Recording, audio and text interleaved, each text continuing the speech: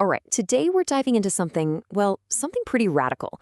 We're talking about a garden that's not just a bunch of plants, but a whole living organism that can actually sustain itself. So let's just start with a huge question. What if your garden could basically become a perpetual motion machine for life? Seriously, a place that doesn't need you to be constantly adding stuff from the outside, but instead, it generates its own fertility, its own resilience, year after year after year. That's the big promise we're exploring today. And the perfect symbol for this whole idea is the Ouroboros. You've probably seen it, this ancient image of a serpent eating its own tail. It just perfectly captures what we're aiming for, a closed, self-sustaining loop. In a system like this, every single output, every fallen leaf, every plant you harvest, every bit of waste is actually a new input. Every end is, literally, a new beginning. So that brings us to our first big idea, the self-eating garden. And this concept, well, it's all about flipping our entire modern agricultural mindset completely on its head. I mean, just think about it for a second. Most of our food systems today are what you'd call a broken loop, right? We pull nutrients out of the soil, we ship the food hundreds, sometimes thousands of miles away, we eat it, and then all that waste just gets flushed away and ends up as pollution. It's a one-way street that drains the source and pollutes the destination. It's just not built to last. And this table just lays it all out so clearly. On one side, you have that linear system we were just talking about. It's entropic, which means it naturally moves toward disorder and decay. You're always importing fertilizer just to export a crop. Waste becomes pollution, and the whole thing is incredibly fragile.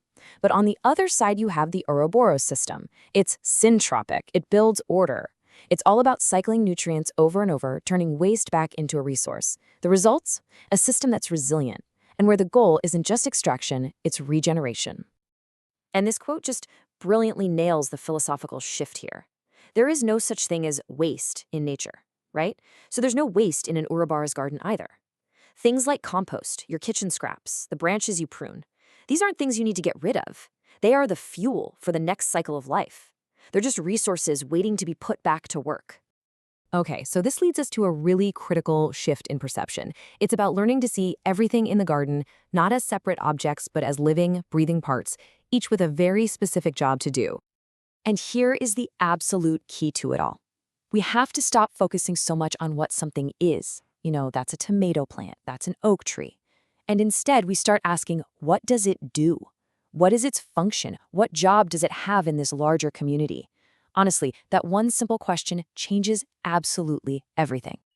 So when you start looking for jobs, you find these key roles everywhere. You've got your givers, like clover, that literally pull nitrogen fertilizer right out of the air and feed the soil for free. You have the connectors, these incredible fungal networks that act like an underground internet, sharing nutrients between plants. You've got the garden's immune system, like ladybugs that hunt pests. You've got scaffolding from big trees, and even healers, like comfrey, which act like miners, pulling up deep minerals that other plants can't reach. Okay, so this next part is where things get really, really interesting. We're going to look at the engine that actually drives this whole system forward. And believe it or not, it's powered by paradox, by forces that seem like they should be contradictory, but instead they create an explosion of life. Let's take pruning, for example. On the surface, it seems destructive, right? You're literally cutting pieces off of living thing. But what's really happening? That strategic cut, that active creative destruction, it actually triggers a hormonal panic response in the tree. And that response leads to this incredible burst of new, vibrant, healthy growth. So by removing something, you actually encourage more life. It's a total paradox, and it works. And here's another one for you, the stress paradox. A plant that's been pampered its whole life, well, it's often kind of bland. It's the plant that has to deal with a little bit of stress, a little drought, maybe some competition from its neighbors, that produces the most intense protective compounds. And for us, those compounds are amazing flavors, incredible aromas, and powerful medicinal properties. Just think about the best wine you've ever had. I guarantee you it came from grapes that had to struggle a little bit. So, we get the philosophy, we get the weird paradoxical forces that make it all tick. But how do you actually do it? Let's get practical and talk about how you can start designing your very own self-sustaining loop. We can actually boil the whole design process down to 3 simple, powerful steps. First, you map. You just observe. You map out your foundational elements. Where's the sun? Where does the water go? What's your soil like? Second, you assemble your team. You start grouping plants together into what are called functional guilds, where every member of the team helps support the others. And third, you manage the system, using those strategic disturbances we talked about, like pruning and mulching, to keep everything healthy, young, and super productive. Now, this is so important to remember.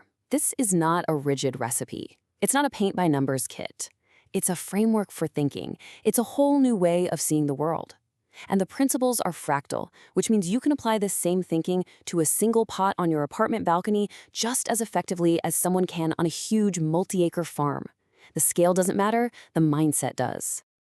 And all of this, it builds to a really profound shift, not just in how we garden, but in ourselves. So this final section is all about completely reframing our relationship with the garden itself.